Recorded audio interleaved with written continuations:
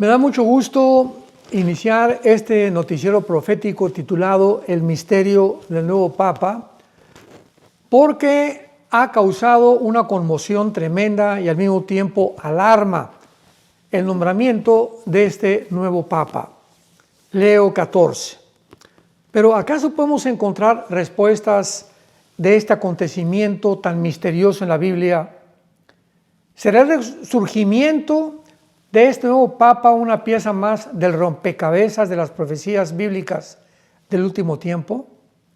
Veamos a continuación algunas claves y códigos escondidos interesantes, bastante interesantes, acerca del tiempo del nombramiento y del mismo nombre que adquirió el nuevo Papa, lo cual no fue al azar, ni accidente, ni cosa inocente, que se llamó Leo XIV, o por lo menos es el nombre que él quiere llevar como Papa.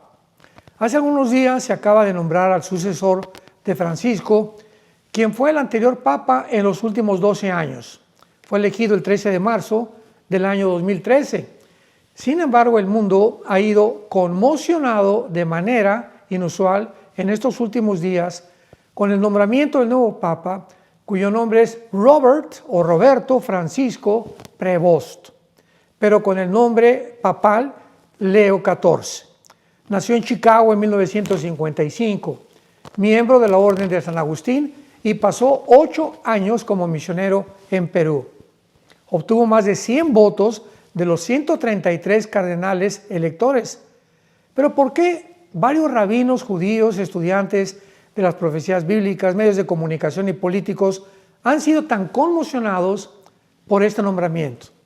Veamos a continuación algunos puntos muy interesantes respecto al nombre que escogió y a las profecías bíblicas. En primer lugar, el nombre de Leo I fue escogido por el primer Papa romano, el cual afirmó la supremacía total de Roma en el siglo V. O sea que el obispo romano debía tener la supremacía total de todas las comunidades del mundo. El segundo Papa, llamado Leo, fue Leo San León II en agosto del 682 después de Cristo hasta julio del año 683. Fue de origen siciliano y confirmó la total supremacía, lo mismo que el primer Leo de la Iglesia.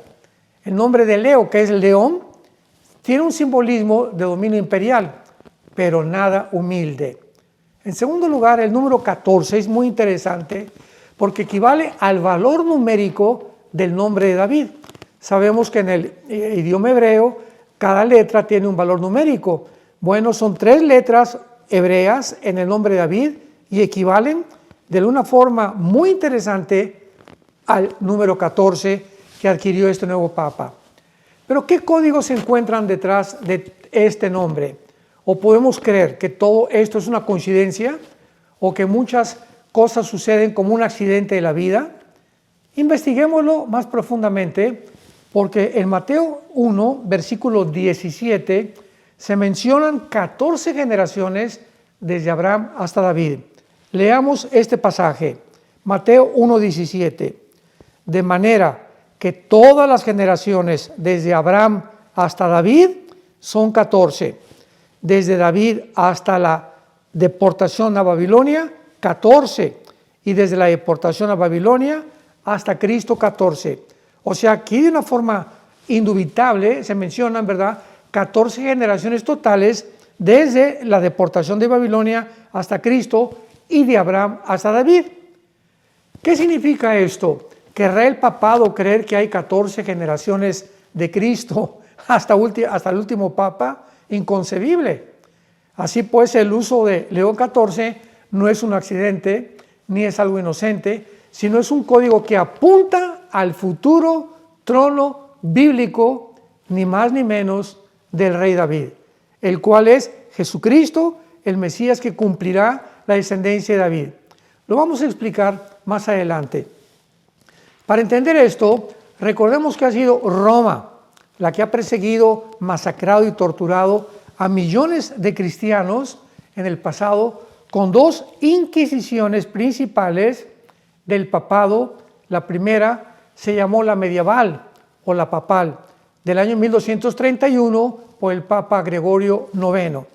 La segunda fue la Inquisición Española, 1478, que duró 356 años, establecida por los reyes católicos Fernando e Isabel, matando judíos cristianos por herejes, según el Vaticano.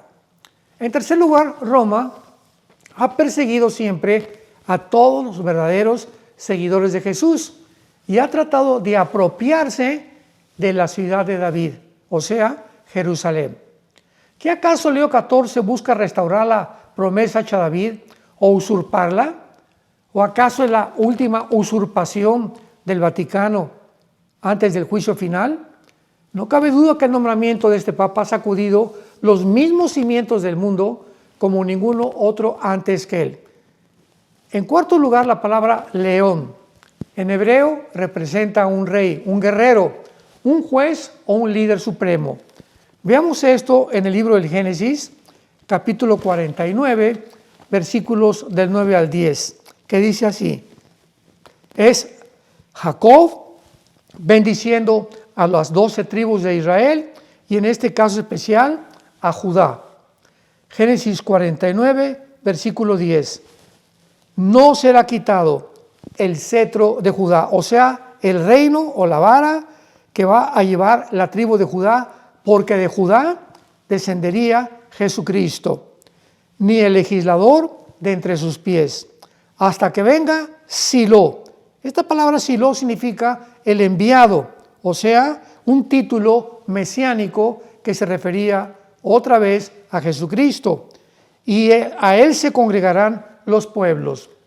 Los papas anteriores, llamados Leo, o sea, León, afirmaron el dominio total del Vaticano en el mundo, como lo acabamos de ver, y el más célebre fue Leo I, quien proclamó ser la suprema cabeza de la Iglesia, que dice la Biblia en Efesios 1:22, que Cristo es la cabeza de la Iglesia.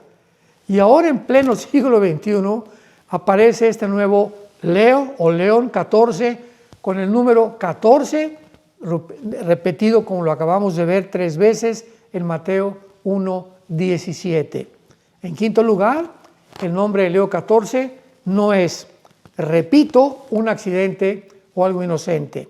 Entonces, ¿cuál es el mensaje que está enviando el Vaticano al darle este nombre al nuevo Papa? ¿Acaso está insinuando que él es el heredero del trono de David o que él es también la promesa del Mesías por el amor de Dios? Recordamos que una de las más grandes herejías del Vaticano es declarar que solo la Iglesia salva y que el Papa es el vicario o el representante de Cristo en la tierra. Después también la Biblia declara claramente que el único camino a la salvación es Jesucristo. Lo dice Hechos 4, versículo 12. Y no hay otro nombre en que pueda ser dado más que el nombre de Jesucristo, el Hijo de Dios. Ahora también vemos nosotros en 1 de Timoteo 2:5 que el único nombre que puede salvar y el único mediador entre Dios y los hombres es Jesucristo. Pero el Vaticano declara que no hay salvación fuera de Roma ni del papado. El Vaticano fue el primer estado también en firmar un acuerdo o tratado con Hitler y el cual sigue vigente. Lo mismo hizo con el dictador Benito Mussolini de Italia. La historia del Papa ha sido sustituir a Cristo siempre, porque la Biblia dice que solo Cristo es la cabeza de la Iglesia, como lo acabamos de ver. Pero el Vaticano declara que es el Papa la cabeza de la Iglesia. Veamos lo que dice el apóstol Juan en su primera carta, capítulo 2, versículos 22 y 23. ¿Quién es el mentiroso sino el que niega que Jesús es el Cristo? Este es anticristo, el que niega al Padre y al Hijo. Todo aquel que niega al Hijo tampoco tiene al Padre. El que confiesa al Hijo tiene también al Padre. O sea, ¿quién es el mentiroso sino el que niega que Jesús es el Mesías? Y la Iglesia romana, a través del Vaticano, declara que es la Iglesia la que salva y que solo a través del Papa puede haber la salvación. La Biblia enseña que nuestro sumo sacerdote es Jesucristo, dice Hebreos capítulo 8, versículo 1 y 2. Ahora bien, el punto principal es que tenemos tal sumo sacerdote que se sentó a la diestra del trono de la majestad de los cielos. Y más adelante, en Hebreos capítulo 9, versículo 11, dice la Biblia estas palabras: pero estando ya presente Cristo, sumo sacerdote de los bienes venideros, por el más amplio y más perfecto tabernáculo, no hecho de manos, es decir, no de esta creación. Es increíble que el Vaticano enseña que la cabeza es el Papa, y no cabe duda que el Vaticano es una monarquía teocrática y que el sumo sacerdote es el sumo pontífice, además un nombre pagano, un pontífice. Además es el único Estado que nunca ha firmado un tratado de derechos humanos. En sexto lugar, tampoco es coincidencia que este hombre aparezca en un tiempo proféticamente tan intenso como lo estamos viviendo. Israel está en guerra, Jerusalén sigue siendo la manzana de la discordia entre las naciones, el mundo clama paz, pero no la justicia divina. El Vaticano continúa impulsando alianzas interreligiosas como el Acuerdo Abrámico, los Emiratos Árabes, la Fraternidad Universal en Roma, etcétera, etcétera. En Abu Dhabi alberga 3 edificios, o sea, en la península arábica, 3 edificios interreligiosos, una mezquita, una iglesia y una sinagoga, promoviendo el diálogo y la convivencia entre estas 3 religiones. Es la Babilonia religiosa, no cabe duda.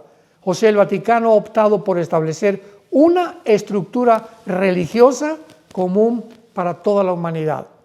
El presidente Donald Trump ha optado últimamente en abandonar a Israel en sus guerras para cumplir su promesa que hizo buscar la paz en las naciones, la cual ha sido uno de sus más grandes errores. Porque en Mateo 24 dice la Biblia que Jesucristo declaró: y habrá guerras y rumores de guerras, y es necesario que estas cosas acontezcan. O sea, no es posible hablar de pacifismo, porque la Biblia declara por el Señor Jesucristo que las guerras tienen que ser necesarias. ¿Por qué dice necesarias? Porque muchas veces es la única forma, como en la Segunda Guerra Mundial, que si no hubiera habido una guerra, el nazismo hubiera invadido el mundo entero. Las guerras, pues, dice Santiago capítulo 4, nacen de nuestras pasiones por el control, la envidia, el deseo de poder tener más, la popularidad, etcétera, etcétera. Por lo que quiera que sea, las guerras en el mundo continuarán hasta la segunda venida de Jesucristo. En séptimo lugar, ¿qué propósito satánico se encuentra detrás de todo esto? Todo esto está satánicamente dirigido para que el mundo rompa el pacto que Dios tiene con la nación de Israel a través de la descendencia de David, como ya lo vimos anteriormente. El Vaticano ha sido el actor principal de este plan desde hace varios siglos, por su posición dentro de la plataforma de la ONU, lo colocan en una posición ideal para alcanzar este propósito en una sola religión mundial. En octavo lugar, aquí es donde lo profético irrumpe en lo político, pues según la profecía del monje irlandés Malaquías del siglo XII, este papa sería el último y quien dirigirá la última persecución contra los judíos y los cristianos. Esto es muy interesante porque esta profecía se publicó 500 años después, describiendo que habría 112 papas, desde el Papa Celestino II, o sea, en el año 1590, hasta el último papa del fin del tiempo. ¿Qué declaración tiene todo esto? ¿O qué cosa y qué relación hay con Leo XIV? Bueno, en la profecía de Malaquías, de manera interesante menciona lo siguiente, lo cual está relacionado con profecías bíblicas. Dice así la profecía de Malaquías: durante la última persecución, el trono estará ocupado, pues la ciudad de las 7 colinas será destruida. Malaquías en el siglo II. De manera interesante, la Biblia profetiza que al inicio de su gobierno, Apocalipsis capítulo 17, el anticristo hará una alianza con el Vaticano. O sea, la gran ramera se le menciona, la ciudad que en el tiempo de Juan gobernaba todas las ciudades del mundo, que inequívocamente es la ciudad de Roma. Entonces, esta alianza que hará el Vaticano con el anticristo, porque se menciona a la mujer ramera montada sobre la bestia, la mujer representa el sistema religioso, la bestia el anticristo, donde se nos interfiere que el sistema religioso controlará al sistema político en los primeros años del anticristo. ¿Qué significa esto? Pues que el papa que iba a venir, Leo XIV, tenía que ser un hombre extremadamente de izquierda, un hombre identificado con el globalismo, porque al final, dice la Biblia en Apocalipsis 17, el anticristo quemará el Vaticano, se deshará de la mujer. Entonces durante los primeros 3 años y medio la Iglesia, el Vaticano, ejercerá un poder tremendo sobre el gobierno político del anticristo. Así que nos podemos imaginar que este papa, si es este papa realmente como está establecido en las profecías de Malaquías y en el Apocalipsis 17, que será el que se unirá con el anticristo, entonces tendría que tener la tendencia y la línea que siguió Francisco, el anterior papa. Tiene que ser un papa que esté completamente encontrado popular por el mundo, con un poder tremendo de influencia, de carisma, etcétera, etcétera. Y esto es sorprendente, porque hace 3 o 4 días el León XIV habló de paz, y de repente hubo paz entre Pakistán y la India, hubo paz entre Rusia y hubo paz entre Ucrania, está habiendo paz en el Medio Oriente. Esto es increíble, que todos estos eslabones y piezas del rompecabezas los podamos unir y darnos cuenta que algo está sucediendo en el mundo. Y veamos algunos aspectos de la tensión mundial actual también. Irán continúa amenazando a Israel. La guerra en Ucrania contra Rusia sin solución, aunque aparentemente con alguna paz hace algunos días. Rusia, o sea, contra la OTAN, que es el ejército de Europa. La agenda globalista sin valores éticos ni morales en absoluto.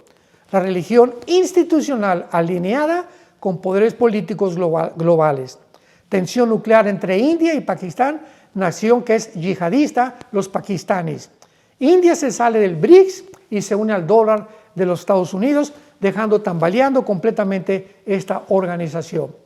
La promesa mesiánica, veamos nosotros en 2 Samuel capítulo 7, es precisamente lo que nos va a dar la clave finalmente para que podamos entender esta conferencia, este estudio y estos códigos secretos que se encuentran detrás de muchos nombres y de muchos eventos que rodean actualmente el mundo.